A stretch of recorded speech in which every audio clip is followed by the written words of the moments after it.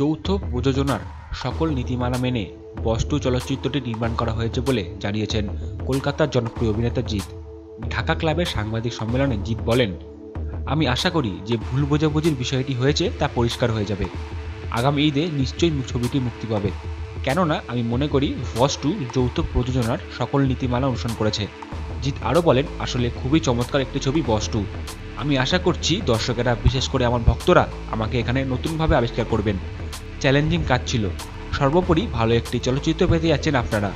নুসরাত ফারিয়ার সাথে রসায়নের বিষয়ে জিৎ বলেন, ফারিয়া অনেক ভালো মেয়ে, অ্যাক্টিংও ভালো করে।